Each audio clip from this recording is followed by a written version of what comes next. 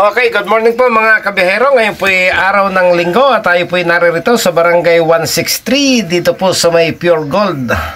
At tayo po ay susundo ng asosasyon ng mga magkakapitbahay ng Barangay 163 para po sa kanilang summer outing ngayong taong 2023.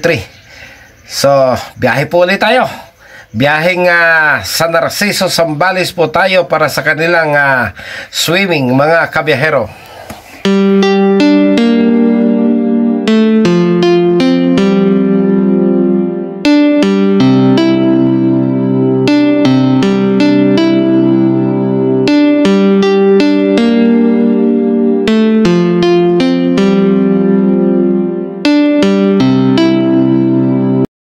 Okay, bago po mag-alas 4:30 ay kompleto na po ang mga magkakapitbahay. Nandito na pong lahat sa loob ng bus. At aalis na po tayo dahil medyo may distansya po yung Quezon City hanggang San Narciso, Zambales. At huwag po kayo magtaka. Ang naging meeting place po nila ay gawi po ng Tandang Sura sa Quezon City. Pero yung pong Barangay 163 ay galing po doon sa gawing looban kung saan ay nasasakop naman po ng lungsod ng Caloocan mga kabiyahero.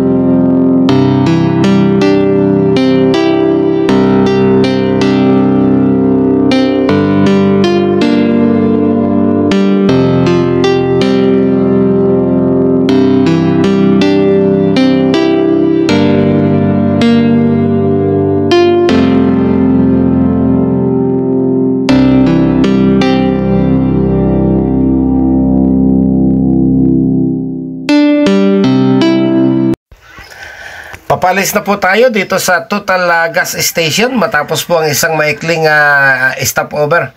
So, nandito na po tayo sa Barangay Tipo. Papasok po ng Subic Bay Freeport.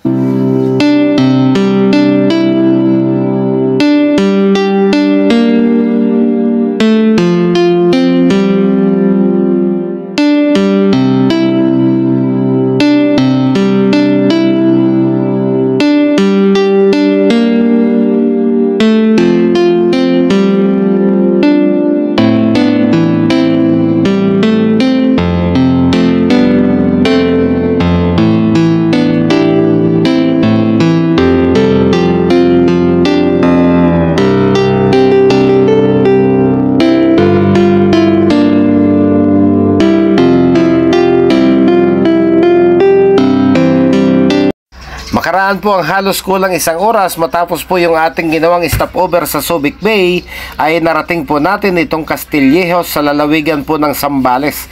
Yan pong inyong nakikitang kulay green na bahay sa gawing kaliwa ay yan po yung bahay ng dating Pangulong Ramon Magsaysay. Opo, siya po itubo dito po sa lalawigan ng Zambales. At ang bahay po na yan niya sa ngayon ay isa na pong museo mga kabiyahero.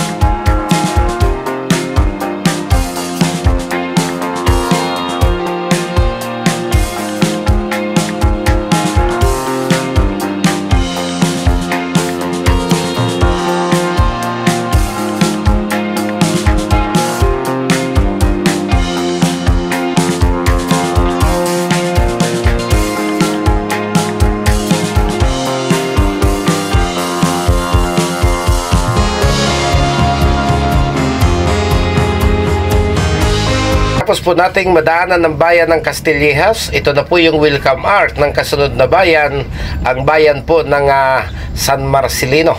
Sila daw po ang bayan ng mga matatamis at makakatas na singkamas. Galing ha?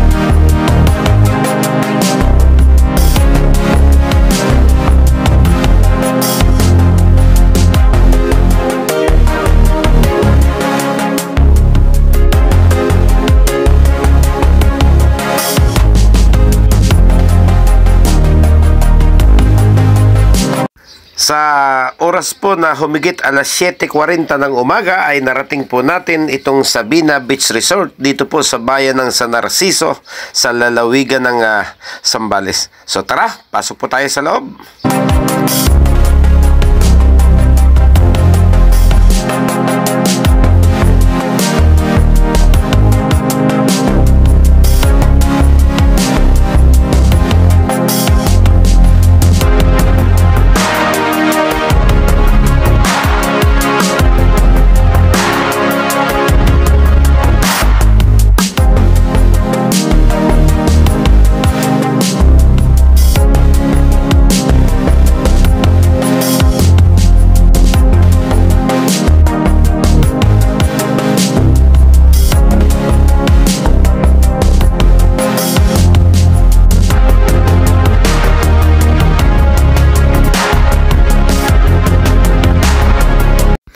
Ayan po si Manang tendera. Ang laki po ng kanyang 2 pirasong isda na ibinibinta. Yan po yung isdang talakitok. Yan pong malapad. At ayon po sa kanya, 450 po ang kilo nung malaking yon, mga kabiyahero.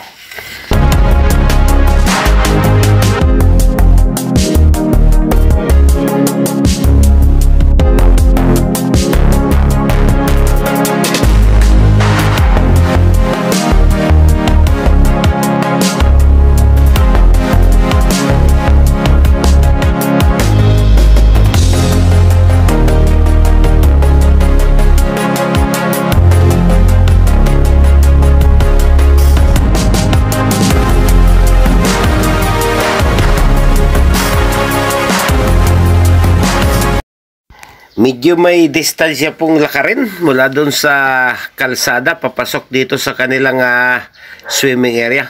Siguro po may 200 meters. Kaya lang medyo malilim po dahil naglalakihan naman po yung mga puno patungo doon sa tabing dagat, mga kabiyahero.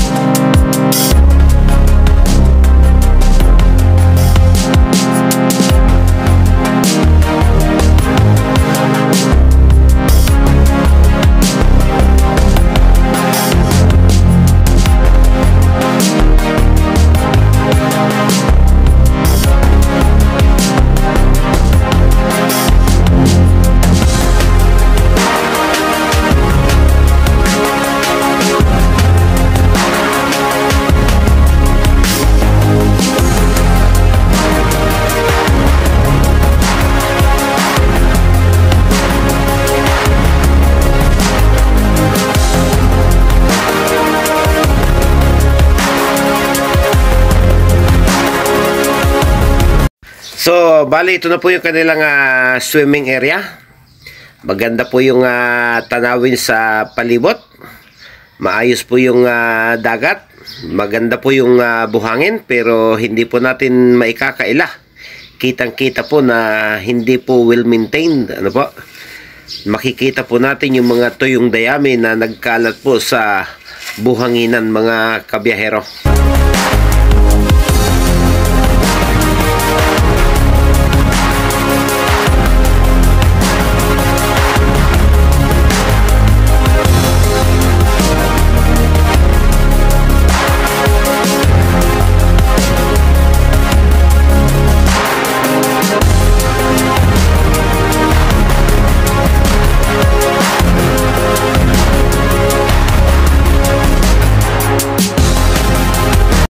Okay, mula po dito sa Sabina Beach Resort sa San Narciso, Zambales, maraming salamat po. Sa Barangay 163 Neighborhood Association, maraming salamat po sa inyong pagtitiwala sa pagkuha ng serbisyo ng Gold Line Tours. Ang bawat serbisyo po na kinukuha nyo sa aming kumpanya, katumbas po yan ng hanap buhay ng bawat isang empleyado sa kumpanyang ito. Maraming salamat po.